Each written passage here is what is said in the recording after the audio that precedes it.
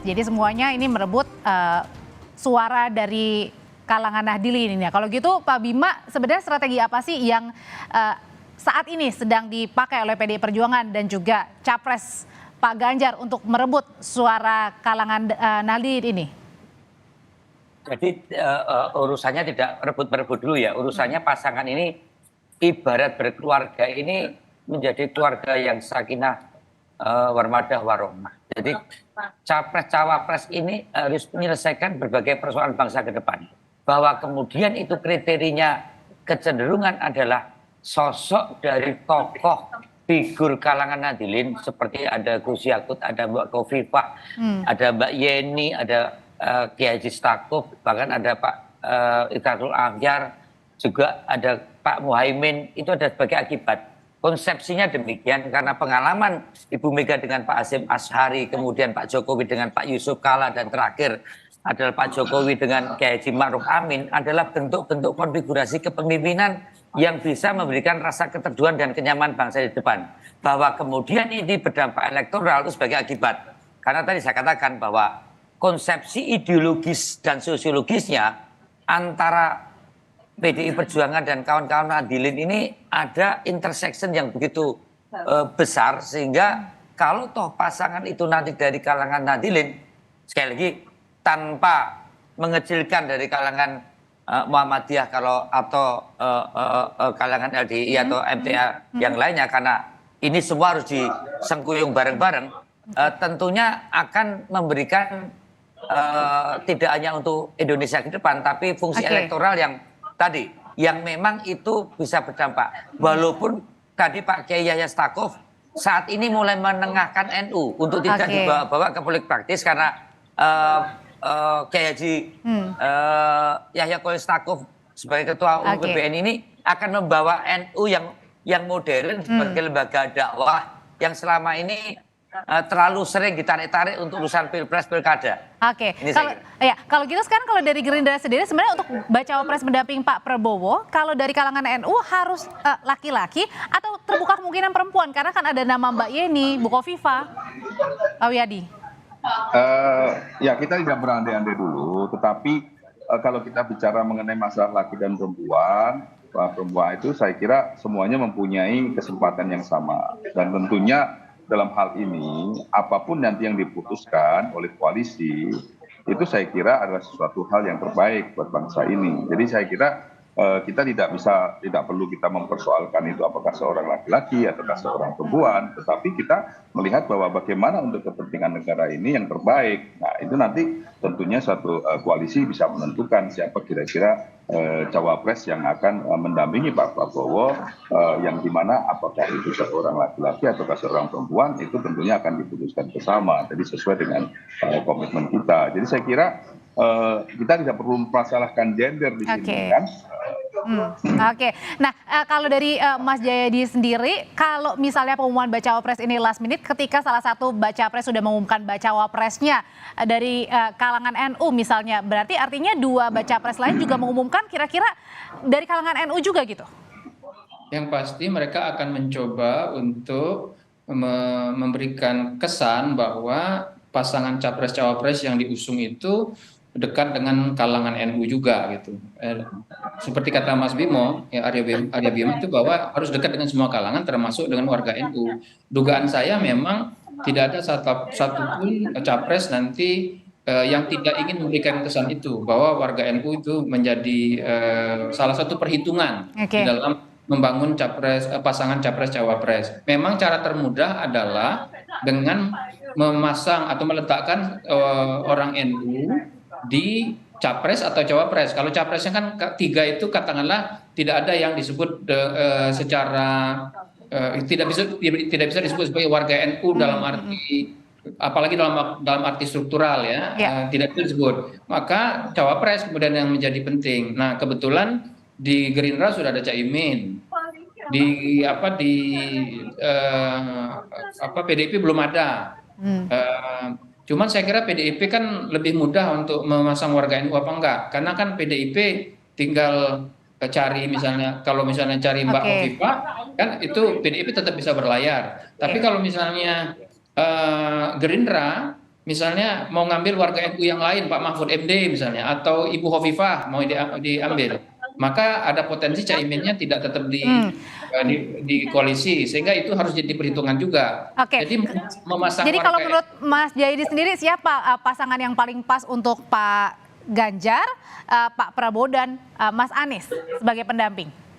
Kalau warga NU, saya kira Ibu Hovifah atau Mbak Yeni cocok itu sama Pak Ganjar. Oke. Dan karena Ibu Hovifah atau Mbak Yeni itu tidak punya afiliasi secara formal ke partai sekarang, maka peluang mereka lebih besar ke Ganjar tuh. Oke, tahan dulu di situ, Mas Jayadi. Saya mau tanya ke PDIP. Nah, kandidat terkuat 2 itu diterimakah kira-kira sama Bu Mega dan partai koalisi, Pak Bima? Mengerucutnya kalau disebutkan tadi Mbak Puan masih sangat terbuka.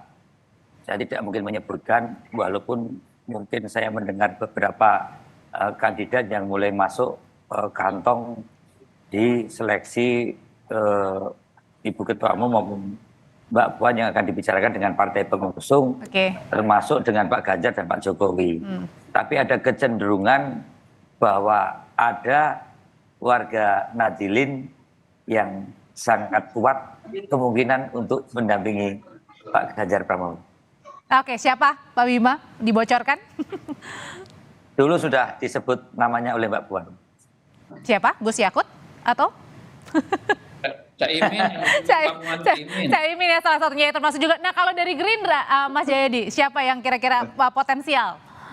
Sebetulnya untuk Gerindra 3 nama itu juga potensial ya, Caimin, lalu Mbak Hovifah dan Mbak Yeni. Tapi masalahnya kalau Mbak Hovifah sama Mbak Yeni kan nggak punya partai, sehingga kalau keduanya salah satu di antara yang dipilih oleh Pak Prabowo, yang jadi pertanyaan bisa nggak Caimin tetap berada di koalisi Gerindra supaya kapalnya Pak Prabowo tetap bisa berlayar gitu loh.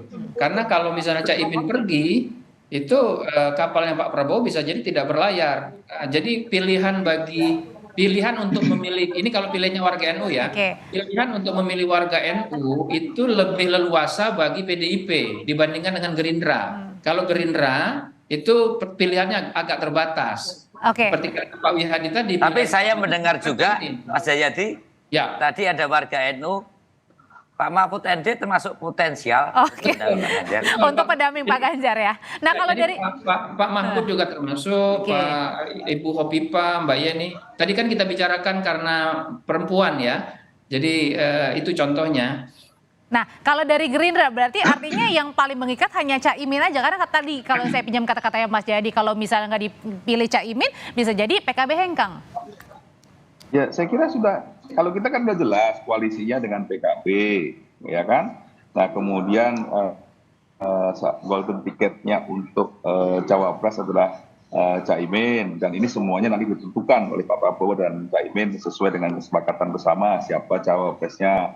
Jadi saya kira siapapun yang ditentukan tentunya ditentukan oleh Ketua Umum Gerindra dan Ketua Umum PKB Pak Prabowo dan Gus Muhaimin. Itu kan sudah menjadi komitmen kita, sudah menjadi perjanjian kita antara berdua. Jadi saya kira ini sudah jelas bahwa itu tidak akan lari kemana-mana kalau misalnya keputusannya itu akan tidak diputuskan oleh berdua. Keputusannya tetap berdua kok nantinya gitu. Siapapun itu keputusannya tetap berdua, tapi tetap golden ticketnya ada di Caimin sebagai cawapresnya sampai saat ini yang koalisi yang dilakukan oleh Gerindra dan PKB saat ini. Kalau jadi gitu, sudah sebenarnya sudah ini. Ya. Kalau gitu Mas Jayadi berarti bisa diartikan bahwa untuk merebut suara dari kaum Nahdliin adalah penentuan baca wapresnya harus dari kalangan NU. Mas Jayadi. Ya, cara paling mudah itu memasang cawapres dari kalangan NU. Nah, untungnya atau malah menjadi tantangan, cawapres dari kalangan NU itu banyak. Ada Mbak Yeni, ada Mbak Hovifah, ada Pak Mahfud, ada Caimin, ada juga Erick Thohir yang sekarang mulai dianggap sebagai warga NU. Ya, Pak Erick Thohir. Dan seterusnya ya. Jadi untungnya bagi semua capres, mereka punya banyak pilihan untuk memasang warga NU. Tantangannya adalah itu berarti mereka harus mencari calon mana yang paling punya dukungan terbanyak di kalangan warga NU. Termasuk dengan nama terakhir Mbak Yeni? Mas Jayadi? Ya kan, kalau kan misalnya Mbak Yeni sama Cak Imin selama ini kan dianggap tidak begitu secara politik kurang akur gitu kan. Pak Mahfud punya pendukung sendiri. Mbak Hovifah itu kuat sekali di kalangan Muslimat NU yang sekarang masih masih Baik. menjadi ketua NU gitu. Nah, satu lagi yang harus dihitung adalah wilayah, Mbak Audrey. Oke, baik. Ya, kebetulan selama Sikat, Mas 2 Jayadi. pilpres terakhir wilayah Jatim itu menjadi penting. Oke. Jadi kan warga NU atau calon NU yang kuat di Jawa Timur itu akan menjadi pilihan yang Baik. kuat. Nah, yang menarik banyak juga warga-warga NU yang kita sebut ini juga umumnya berbasis di Jawa Timur kan. Oke, Mbak baik. Yeni Jawa Timur, Mbak Yeni itu juga Gus Dur ya. Kemudian juga Oke. cukup yang punya pengikut Mbak Hovifah apalagi Pak Mahfud itu Madura dan seterusnya. Jadi bagi Mas Arya Bima maupun Pak Wihadi sebetulnya NU untuk memastikan warga NU merasa terrepresentasi itu cukup banyak. Baik. Terima kasih Mas Jayadi, terima kasih Pak Wihadi, terima kasih Terima kasih. Pak Bima, Terima sehat kasih. selalu.